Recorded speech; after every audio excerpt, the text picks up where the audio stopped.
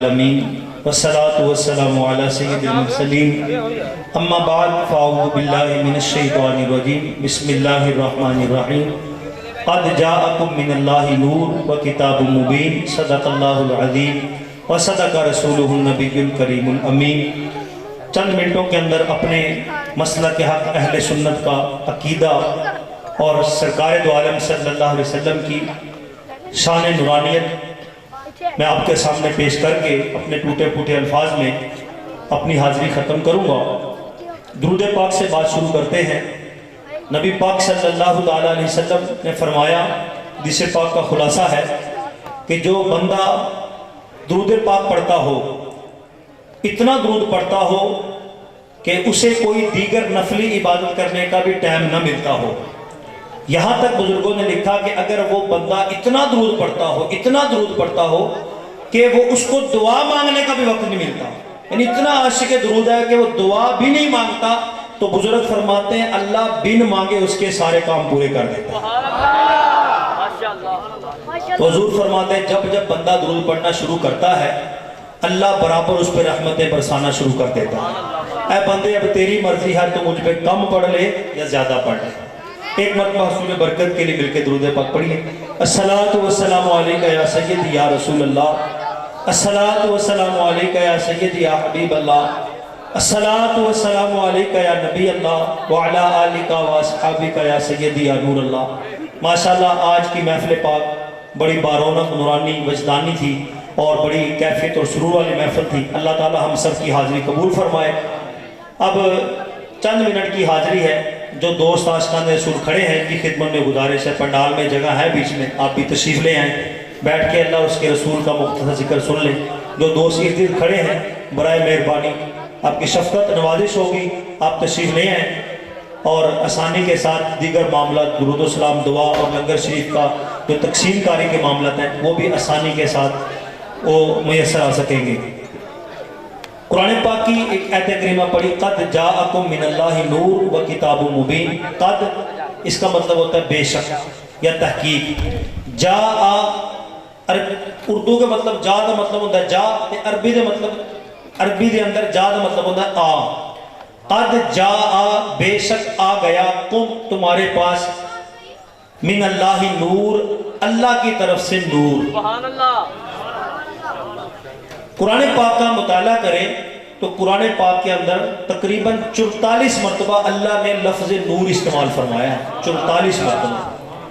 ہر جگہ لفظ نور کا معنی علیحدہ ہے، مختلف توجیحات ہیں، مختلف تحقیقات ہیں، لیکن علماء کا اس پہ اتفاق ہے۔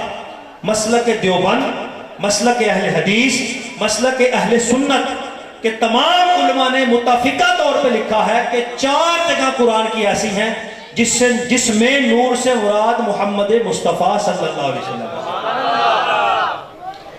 اہل حدیث کا بہت بڑا عالم ہے مولانا ثناء اللہ امرتسری، انہوں نے لکھا ہے یہاں جو نور ہے اس سے مراد محمد مصطفیٰ صلی اللہ علیہ وسلم۔ مسلک دیوبند کے کراچی کے بہت بڑے عالم ہیں مولانا محمد شفیع صاحب دیوبندی، ان کی معرف القرآن ہے، کئی جلدوں کے اندر کتاب ہماری لائبریری میں بھی پڑھی ہے، کوئی چاہے تو ہم اسے ابھی دکھا سکتے ہیں۔ جلد نمبر 4 صفحہ نمبر 49 کے اندر معرف القرآن میں آپ لکھتے ہیں قد جاءکم من اللہ نور و کتاب مبین، آگے اللہ کی طرف سے نور، اس سے مراد محمد مصطفیٰ صلی اللہ علیہ وسلم ہے، اور کتاب مبین سے مراد قرآن مجید ہے۔ تو اب نبی پاک صلی اللہ علیہ وسلم کی ذات کو اللہ تعالیٰ نے نور کہا۔ حدیث پاک ہے جس کو نشر الطیب کے اندر مولانا اشرف علی تھانوی نے بھی لکھا ہے اور مکتوبات کے اندر امام ربانی نے بھی لکھا ہے۔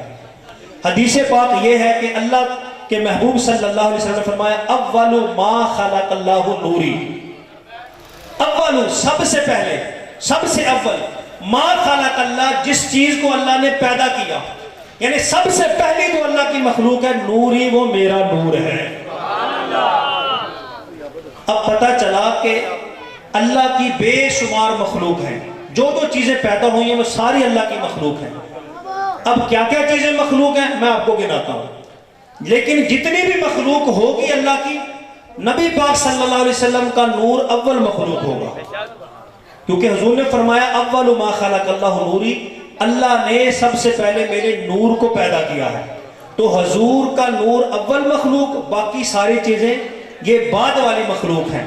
زمین بھی اللہ کی مخلوق لیکن محبوب اول مخلوق، آسمان اللہ کی مخلوق لیکن حضور کا نور اول مخلوق، یہ چاند مخلوق لیکن حضور اول مخلوق، یہ سورج مخلوق لیکن حضور اول مخلوق، یہ نباتات مخلوق لیکن حضور اول مخلوق، یہ جمادات مخلوق لیکن حضور اول مخلوق، یہ جن مخلوق لیکن حضور اول مخلوق، یہ فرشتے مخلوق حضور اول مخلوق، یہاں تک کہ یہ جو موت ہے یہ بھی مخلوق لیکن حضور اس سے بھی اول مخلوق۔ سبحان اللہ، نعرہ تکبیر، نعرہ رسالت، نعرہ حیدر، عظمت و شان مصطفیٰ، عظمت و مقام مصطفیٰ، نعرہ تحقیق۔ اب چاہ رہی ہے تو جو نہیں مانتا قرآن پڑھ کے سنا دیتے ہیں، الذی خلق الموت والحیات، اللہ فرماتا ہے موت اور زندگی کو ہم نے پیدا کیا۔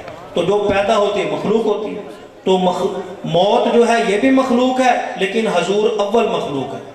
اور مسئلہ بھئی کیا بنا؟ مسئلہ کیا پتا چلا کہ جب موت نہ تھی حضور اس وقت بھی تھے، تو موت تو اس کا کچھ بگاڑے جو موت کے دور سلطنت کے اندر آئے، جو موت کے دور حکومت کے اندر آئے، جو موت کے دور حکومت میں آیا ہی نہیں، جو جب موت نہیں تھی تب بھی وہ تھے، اس کا موت کیا بگاڑ سکتی ہے؟ ہم یہ نہیں کہتے کہ حضور پہ موت وارد نہیں ہوئی، ہم کہتے ہیں صرف حکم قرآنی پورا کرنے کے لیے ایک لمحے کے لیے موت آئی، سرکار کے قدم چومے، پھر واپس چلی گئی، حضور کو دوبارہ اسی طرح اللہ تعالیٰ نے حیات جاودانی عطا فرما دی۔ حدیث پاک کے اندر ہے کہ جب بندہ فوت ہوتا ہے تو اس کی جب روح نکالی جاتی ہے تو اس مومن کا جو درجہ ہوتا ہے اس سے اچھے مقام پہ روح کو رکھا جاتا ہے۔ تو جب آقا کریم علیہ السلام کے جسم اندر سے روح کو نکالا، اب آسمانوں میں، زمینوں میں، عرش پہ، کعبے کے پاس ہر جگہ دیکھا کہ کوئی اچھا مقام مل جائے، فرشتوں کو کوئی روح مصطفیٰ رکھنے کے لیے آقا کریم علیہ السلام کے سینے سے جسم انور سے بڑھ کے کوئی مقام بہتر ملا ہی نہیں، اس لیے جہاں سے روح نکالی تھی وہیں واپس ڈال دی۔ تو موت مخلوق ہے، حضور اول مخلوق ہے۔ اب زندگی بھی مخلوق ہے، حضور اول مخلوق ہے۔ پتہ کیا چلا؟ زندگی بعد میں بنی اور حضور پہلے موجود ہے۔ تو یہ جتنی تابندگی ہے، ہمارے اندر حرکت ہے، یہ دل کی دھڑکن ہے، یہ جو ہم چل رہے ہیں، حرکت برکت ہے، یہ ساری زندگی کی وجہ سے ہے۔ زندگی ہے تو ہم ہیں، جب زندگی نہیں تو ہم نہیں۔ تو جب زندگی بھی نہیں تھی تو تب بھی محبوب تھے۔ زندگی مخلوق ہے، حضور اول مخلوق ہے۔ اللہ بتانا کیا چاہتا ہے؟ لوگوں تم زندہ رہنے کے لیے زندگی کے محتاج ہو، لیکن تمہارے محبوب کو میں نے زندگی سے بھی پہلے پیدا کیا تاکہ پتا چلے کہ تمہارا محبوب زندگی کا محتاج نہیں زندہ رہنے کے لیے۔ نبی پاک صلی اللہ علیہ وسلم کے ایک صحابی ہیں، آئے آپ کو مدینے کے شہر میں لے کے جاتے ہیں۔ مدینے کا شہر رحمت کی لہر، مدینے کی گلیاں جس طرح مصری کی گلیاں، مدینے کی فضائیں جس طرح جنت کی ہوائیں، ریاض الجنہ کی بہاریں، صحابہ کی قطاریں۔ حضور تشریف فرما ہوتے تھے، صحابہ بولتے تھے تو میرے آقا مسکراتے تھے۔ حدیث پاک کے اندر آتا ہے جب حضور مسکراتے تھے تو رحمت کے پھول برساتے تھے۔ جب حضور مسکراتے تھے رحمت کے پھول برساتے تھے اور فیض کے دریا لٹاتے تھے اور کرم کے موتی بچھاتے تھے، ہمارے صحابہ پھولے نہ سماتے تھے۔ حضرت جابر کھڑے ہوئے، عرض کی یا رسول اللہ، ذہن کی سطح پہ ایک سوال ابھرتا ہے لیکن میں پوچھتا نہیں ہوں کہیں بے ادبی نہ ہو جائے، کہیں گستاخی نہ ہو جائے۔ پوچھنا یہ چاہتا ہوں، جب رب نے کائنات کو بنایا ہوگا، اس زمین کی بساط کو بچھایا ہوگا، آسمان کو تاروں کے نور سے سجایا ہوگا، تو سب سے پہلے کائنات کے اندر کس شے کو بنایا ہوگا؟ تو میرے محبوب علیہ السلام فرماتے ہیں یا جابر عن شیء قبل الاشیاء نور نبی کا من نور ہی، کائنات کی ہر شے سے پہلے اللہ تعالیٰ نے تیرے نبی کے نور کو اپنے نور سے بنایا ہے۔ تو صحابی کے سوال کا جواب دیتے ہیں۔ تو آقا کریم علیہ السلام کا جب نور بن گیا تو اللہ تعالیٰ نے منہا عرش، منہا نور القمر، منہا نور الشمس، منہا نور الکرسی، منہا نور القلم، منہا نور اللوح، منہا نور الجن، منہا نور الملائکہ، منہا نور العین، منہا نور الیقین، منہا نور الایمان۔ اللہ تعالیٰ نے پھر کائنات کو ہر شے کو آپ کے نور سے بنایا. جب کائنات کی ہر شے آپ کے نور سے بن گئی تو اب اللہ تعالیٰ نے تمام دنیا کی روا کو اکٹھا کیا, روحیں اکٹھی ہو گئی. آقا کریم علیہ السلام کے نور کو ایک فانوس کے اندر درمیان میں کھڑا کیا.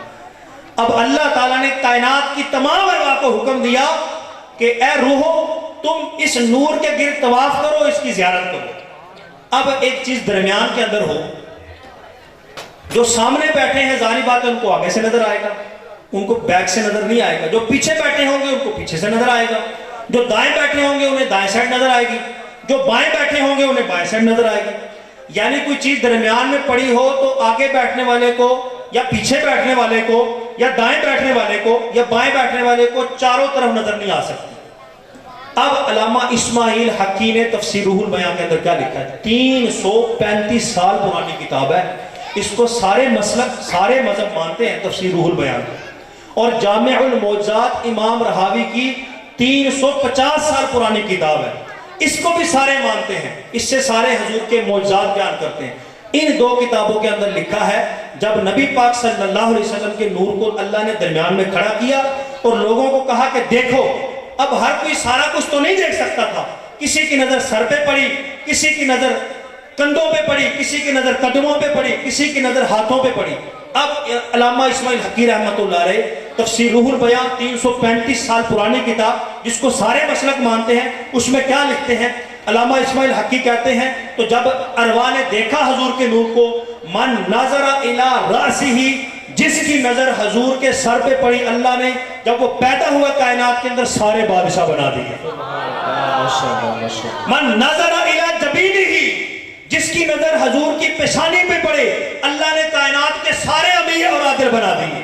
من نظر الی عینیہ, اور جس روح کی نظر حضور کی آنکھوں پہ پڑی جب وہ دنیا کے اندر آئے تو اللہ نے سارے قرآن کے حافظ اور قاری بنا دیے. من نظر الی شفتیہ, جس کی نظر حضور کے یہ پیارے لبوں میں پڑی جب کائنات کے اندر وہ آئے تو اللہ تعالیٰ نے سارے ثنا خان بنا دیے. سبحان اللہ, نعرہ تکبیر, نعرہ رسالت, نعرہ حیدر, سرکار کی آمد, منٹھار کی آمد, دلدار کی آمد, سونے کی آمد, پیارے کی آمد, نعرہ تحقیق. من نظر الی حلقہ, امام روح البیان کے اندر امام فرماتے ہیں کہ جس کی نظر حضور کے حلق پہ پڑی اللہ تعالیٰ نے جب دنیا کے اندر آئے تو سارے موزن بنا دیے.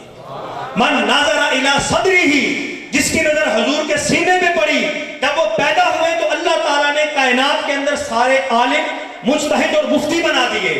من نظر الی یدیہ, جس کی نظر حضور کے ہاتھوں کی طرف پڑی جب وہ پیدا ہوئے تو اللہ نے وہ کائنات کے اندر سارے سخی بنا دیے. جس کی نظر وہاں پہ ہاتھوں پہ پڑی تھی اللہ نے سارے سخی بنا دیے. ارے جس کی نظر اس ہاتھ کی طرف پڑے وہ سخی بن جاتا ہے, وہ خود ہاتھ والا خود کتنا سخی ہوگا. من نظر الی قدمیہ, جس کی نظر حضور کے قدموں پہ پڑی اللہ نے کائنات کے اندر سارے عاشق بنا دیے.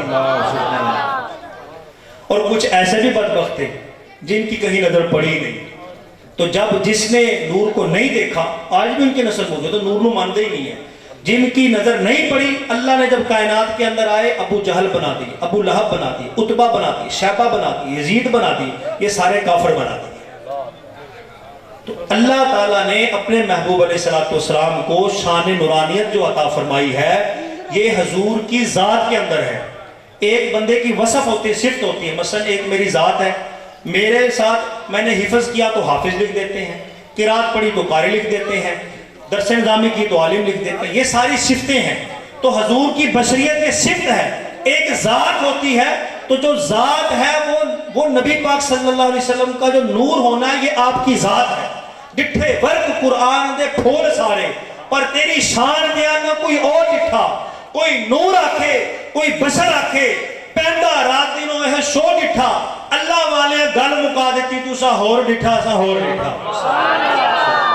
اور بعض بزرگوں کو یہ فرماتے ہیں او بشر کہنے والوں, اگر نبی صرف بشر ہوتے تو جب مسجد اقصی کے اندر امامت کرائی تھی تو حضور زمین پہ رہ جاتے, کیونکہ بشر کی حد زمین تک, یہ آسمانوں پہ نہیں جا سکتا. لیکن حضور زمین سے اٹھے آسمانوں پہ چلے گئے. اور اگر حضور صرف نور ہوتے تو سدرہ تک نور کی حد ہے. جبریل امین نوریوں کا سردار ہے, سدرہ سے آگے نہیں جا سکتا. اگر حضور صرف نور ہوتے تو سدرہ پہ رک جاتے، پتہ چلا نہ حضور بشر ہیں، اگر بشر ہوتے تو زمین پہ رہ جاتے، نہ حضور صرف نور ہیں، اگر نور ہوتے تو سدرہ پہ رک جاتے، حضور اس سے بھی آگے اللہ مقام میں چلے گئے، پتہ چلا آپ کی اصلیت نہ بشریت ہے نہ نورانیت ہے، بلکہ آپ کی اصلیت محمدیت ہے۔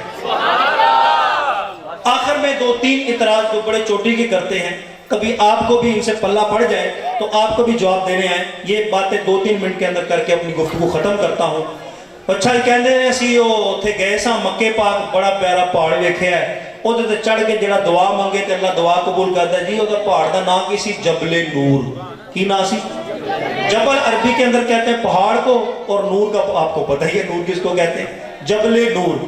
بھئی جبل نور پہ چڑھے ہو، ماشاءاللہ زیارت بھی کی ہے، اچھا ہمارے حضور نور ہے؟ نہیں، حضور نور نہیں۔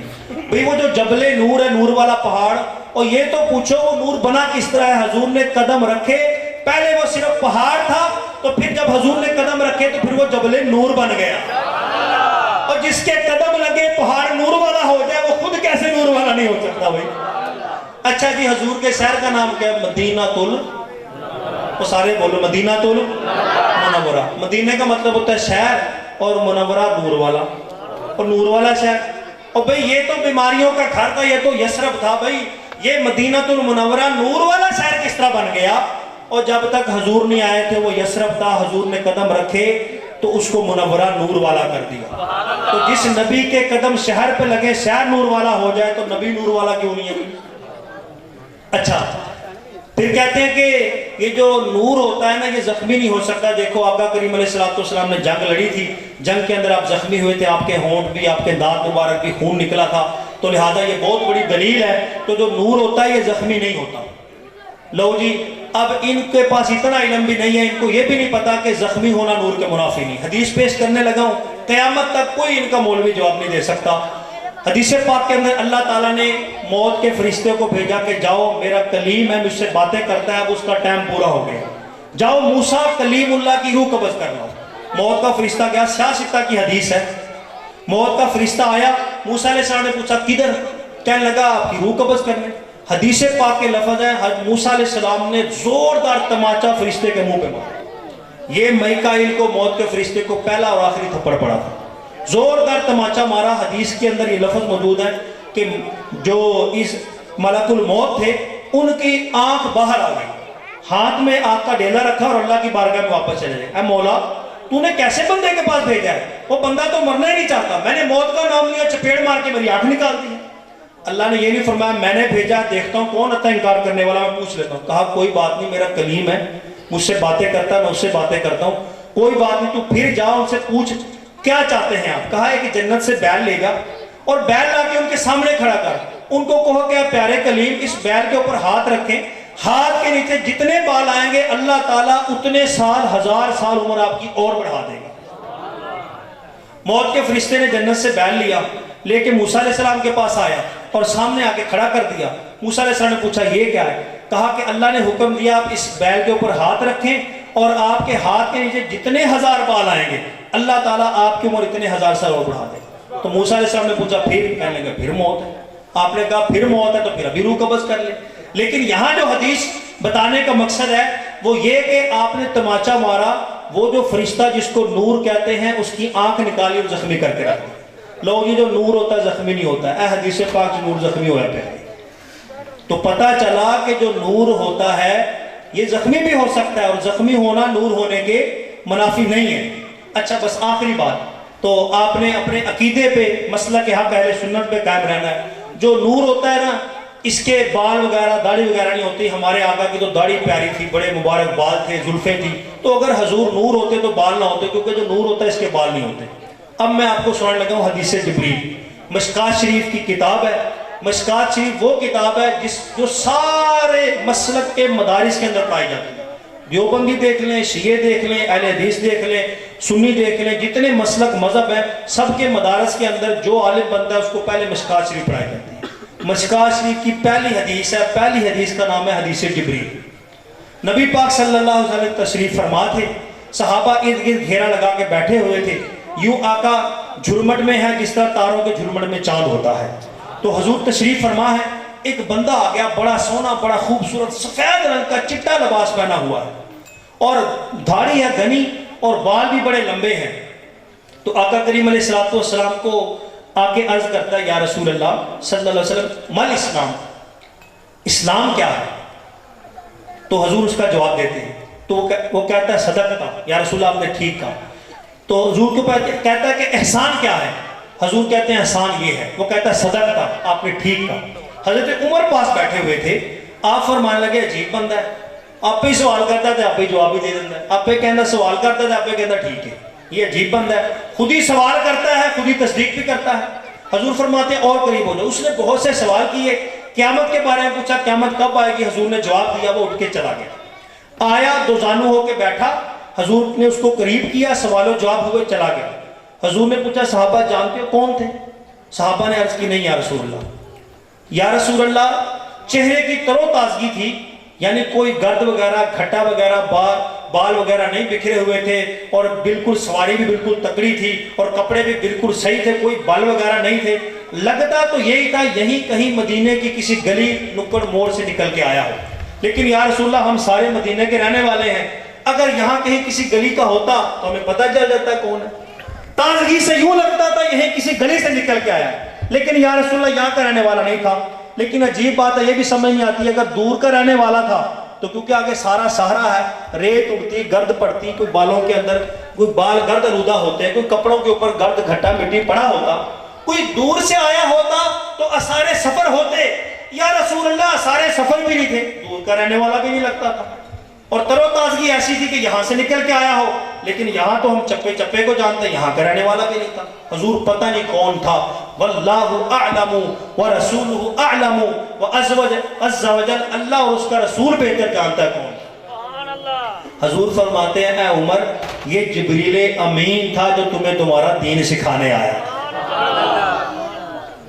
دین کس طرح سکھایا؟ کہ جب بڑوں کی بارگاہ میں بیٹھنا، گھٹنے ٹیک کے بادب ہو کے بیٹھنا۔ اور کون تھے یہ؟ جبریل امین۔ جبریل امین کون ہے؟ نوریوں کے سردار۔ کون ہے؟ نوریوں کے سردار۔ نوریوں کا سردار کس شکل میں آیا؟ چٹے کپڑے پا کے، اور گھنی داڑھی ہے، اور لمبی زلفیں، کہتے ہیں نور کے بال نہیں ہوتے۔ لو جی، پہلی حدیث کے اندر ہی لکھا ہے کہ نوریوں کا سردار آیا ہے، داڑھی بھی تھی اور زلفیں بھی تھی اور کپڑے بھی پہنے ہوئے تھے اور چمک دمک بھی بڑی تھی، سواری بھی نہیں تھکی ہوئی تھی۔ تو پتہ چلا نور کے بھی بال ہوتے ہیں۔ نور بال ہونا یہ نور کے منافی نہیں ہوتے۔ سارے عالم میں یہ دیکھو کیسا نور چھایا ہے، نور والا آیا ہے، سارے عالم میں یہ دیکھو کیسا نور چھایا ہے۔ تو الحمدللہ ہم مسلک حق اہل سنت ہیں، ہمارا یہ عقیدہ ہے کہ اللہ تعالیٰ نے آقا کریم علیہ السلام کو شان بشریت جو عطا فرمائی ہے، یہ صرف ہماری رہنمائی کے لیے عطا فرمائی ہے، کہ اگر حضور بشری شکل میں نہ آتے تو ہمیں کس طرح پتہ چلتا کہ ہم نے کس طرح کھانا ہے، ہم نے کس طرح پہننا ہے، کس طرح بازاروں میں چلنا ہے، کس طرح لین دین کرنا ہے، کس طرح شادی نکاح کرنا ہے، کس طرح جنگوں میں اپنی گردنیں کٹانی ہے، اللہ کی راہ میں قربان کرنی ہے۔ تو حضور آئے، جنگوں میں لڑے تو ہمیں شہادت کا طریقہ بتا گئے۔ حضور آئے، آپ نے لین دین کیا تو ہمیں بازاروں میں تجارت کا طریقہ سکھا گئے۔ حضور آئے تو ہمیں چلنے کا سلیقہ بتا دیا۔ بصری شکل میں آئے تو ہمیں کھانے کا طریقہ بتا دیا۔ سوئے تو ہمیں سونے، لیٹنے، اٹھنے، بیٹھنے کا طریقہ بتا دیا۔ بشر کی صورت میں بھیجنے کا صرف یہ مقصد تھا کہ ہمیں آداب زندگی آئے۔ اور آقا کریم علیہ السلام کی اصلیت جو ہے، ذات جو ہے، وہ نورانیت ہے۔ جو اس کا انکار کرتا ہے وہ گمراہ اور بد مذہب ہے۔ عطا بن کے، وفا بن کے، سخا بن کے خدا کا نور اترا آسمان سے، محمد مصطفیٰ بن کے۔